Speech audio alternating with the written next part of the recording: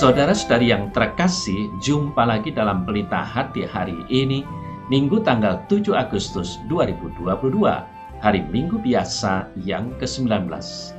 Bersama saya Romo Thomas Suratno SC dari Paroki Cilandak, Jakarta Selatan, mendengar dan merenungkan sabda Tuhan, yakni firman Tuhan yang tersurat dalam Injil Lukas, bab atau pasal 12, ayat 32 sampai dengan ayat 40.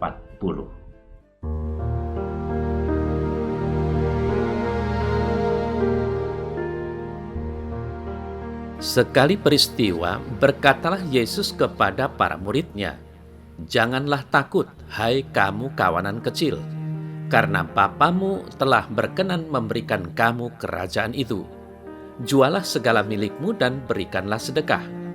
Buatlah bagimu pundi-pundi yang tidak dapat menjadi tua, suatu harta di sorga yang tidak akan habis, yang tidak dapat didekati pencuri, dan yang tidak dirusakkan ngengat. Karena di mana hartamu berada, di situ juga hatimu berada. Hendaklah pinggangmu tetap berikat dan pelitamu tetap bernyala. Dan hendaklah kamu sama seperti orang-orang yang menanti-nantikan tuannya yang pulang dari perkawinan, supaya jika ia datang dan mengetuk pintu, segera dibuka pintu baginya. Berbahagialah hamba-hamba yang didapati tuannya berjaga-jaga ketika ia datang. Aku berkata kepadamu, sesungguhnya ia akan mengikat pinggangnya dan mempersilahkan mereka duduk makan, dan ia akan datang melayani mereka. Dan apabila ia datang pada tengah malam atau pada dini hari dan mendapati mereka berlaku demikian, maka berbahagialah mereka. Tetapi ketahuilah ini, jika tuan rumah tahu pukul berapa pencuri akan datang, ia tidak akan membiarkan rumahnya dibongkar. Hendaklah kamu juga siap sedia, karena Anak Manusia datang pada saat yang tidak kamu sangkakan."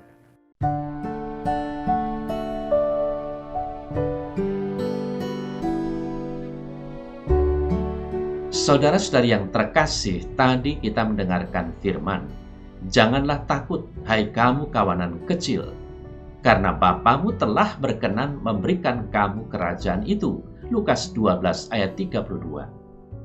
Ayat itu sebetulnya menyimpulkan dan menutup serangkaian nasihat Yesus dalam ayat 23 sampai dengan 31 sebelumnya, supaya orang meninggalkan rasa was-was dan khawatir. Yang penting ialah menemukan kerajaan Allah, dan hal-hal lain akan diberikan juga sebagai tambahan.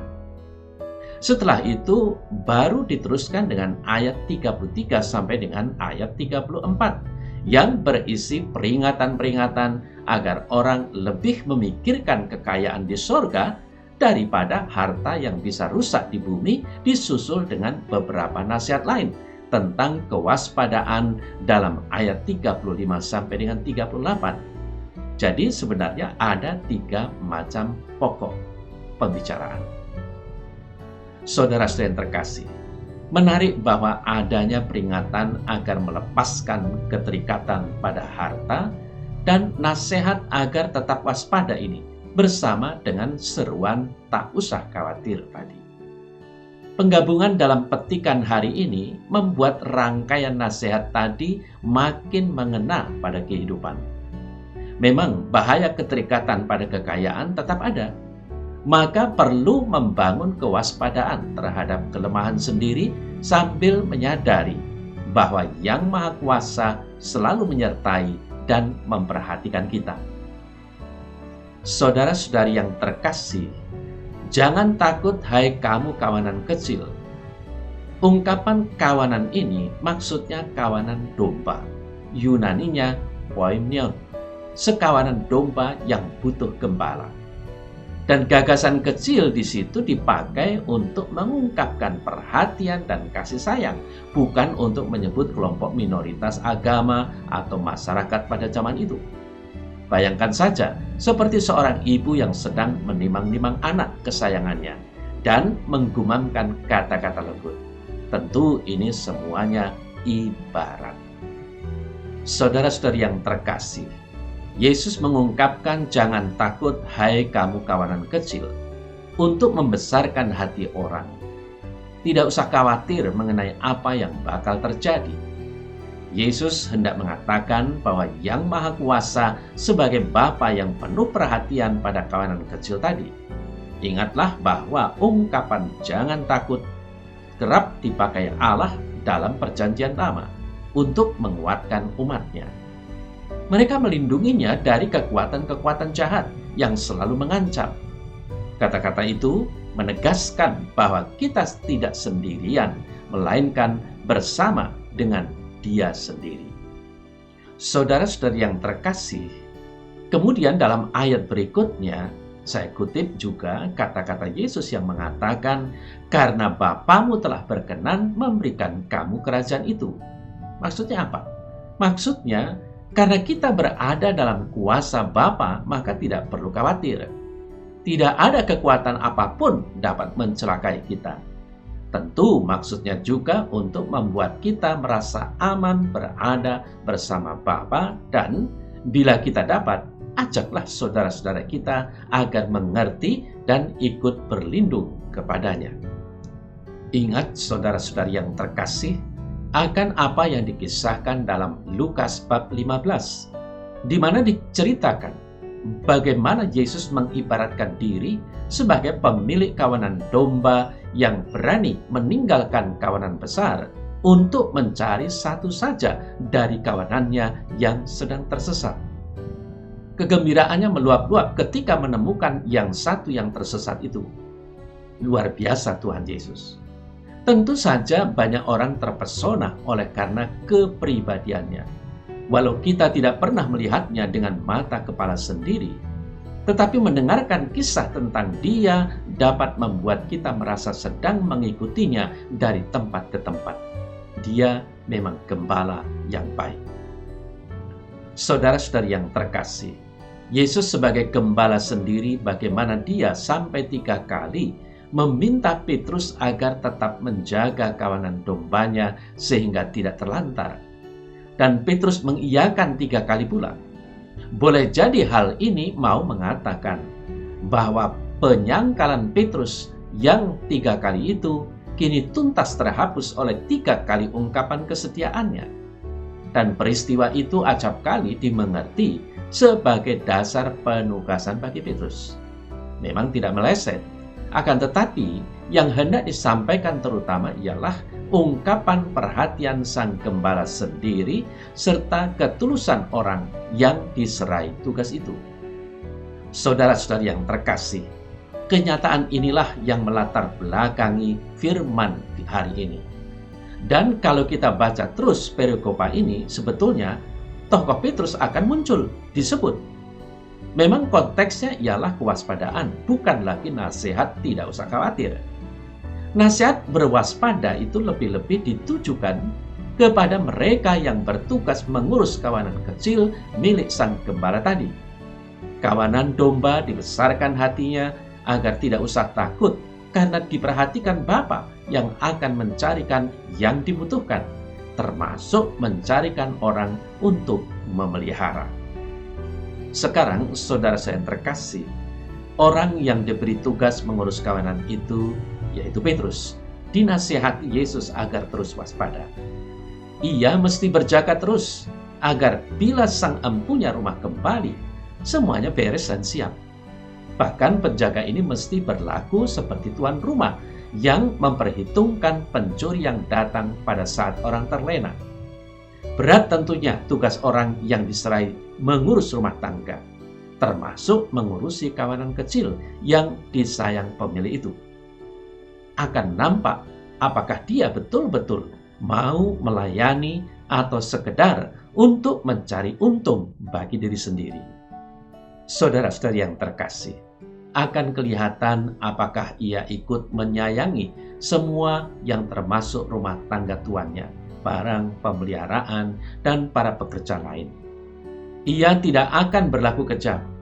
Sekali ia bertindak bengis dan tidak adil, ia sudah melanggar tekadnya sendiri. Kita tahu bahwa sebesar-besarnya dedikasinya, pengurus rumah tangga itu juga tetaplah manusia. Kesalahan bisa dibuatnya secara sengaja. Memang tidak bisa dilupakan begitu saja. Tapi akan menjadi lain bila ia sadar dan bertindak kejam terhadap orang yang dibawakan kepadanya dan menyalahgunakan barang-barang yang dipercayakan kepadanya. Nanti ia akan dimintai tanggung jawab dan bila keliru akan kena pukulan. Yang dengan sadar menjalankan hal yang tidak benar akan benar-benar mendapatkan hukuman. Tetapi bila tidak, ia tidak dapat mengelakkan tanggung jawab dan akan kena tindakan. Tapi tidak sekeras bila ia sengaja mengabaikan tuannya. Saudara-saudara yang terkasih, di sini yang namanya tugas dan tanggung jawab dalam sebuah pekerjaan merupakan satu kesatuan yang tidak bisa dipisahkan. Salah satu ukuran terbesar untuk melihat apakah sebuah tugas dilaksanakan dengan semestinya adalah dengan melihat hasil dari tugas itu sendiri. Seorang yang bertanggung jawab akan mempunyai hasil yang bisa dipertanggungjawabkan pula.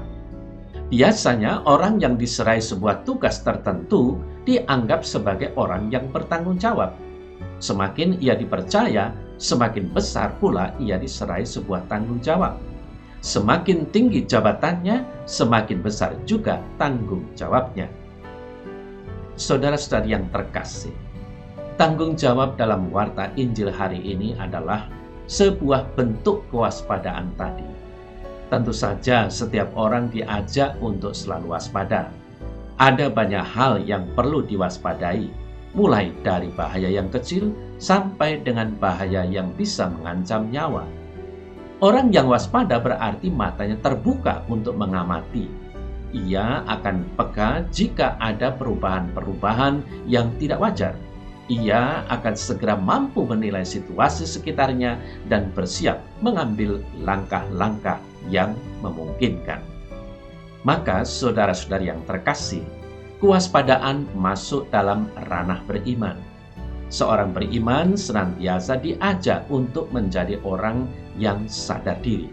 Sadar diri yang dimaksud adalah sadar diri akan imannya, akan tanggung jawabnya sebagai orang beriman. Terhadap banyak godaan, ia tidak boleh lengah. Senjata iman harus selalu siaga, kapanpun dibutuhkan, ia siap bergerak. Ancaman selalu datang secara tiba-tiba, bahkan menunggu waktu yang tepat untuk menyerah. Ketika kita waspada, tidak ada ancaman yang datang. Namun ketika kita lengah, ancaman akan segera beraksi. Bukan ancaman yang tidak ada, namun kesiagaan kitalah yang membuat ancaman itu tidak mempunyai peluang. Saudara-saudari yang terkasih, dalam seluruh aspek kehidupan, entah dunia kerja dan dunia beriman, kita dipanggil untuk selalu waspada. Bahaya dan ancaman datang dengan tiba-tiba. Ketika ia tiba, hanya kesiagaan yang akan mampu mengalahkannya. Jika kesiagaan tidak ada, pastilah kita habis oleh ancaman itu. Nah, sebagai orang yang dibaptis, kita diberi rahmat istimewa yang lebih. Maka kita juga dituntut tanggung jawab yang lebih atas rahmat istimewa itu. Beranikah kita mengaku diri sebagai orang Kristiani jika kita belum ikut bertanggung jawab terhadap lingkungan sekitar kita?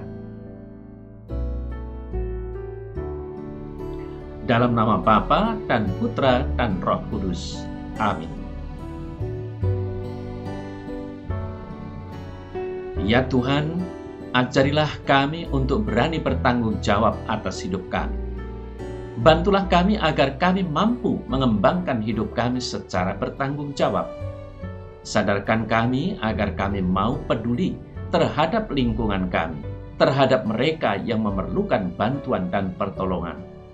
Semoga kami mampu melihat lingkungan sekitar kami dengan penuh tanggung jawab. Amin. Semoga Allah yang Maha Kuasa memberkati saudara sekalian, Bapa dan Putra dan Roh Kudus. Amin.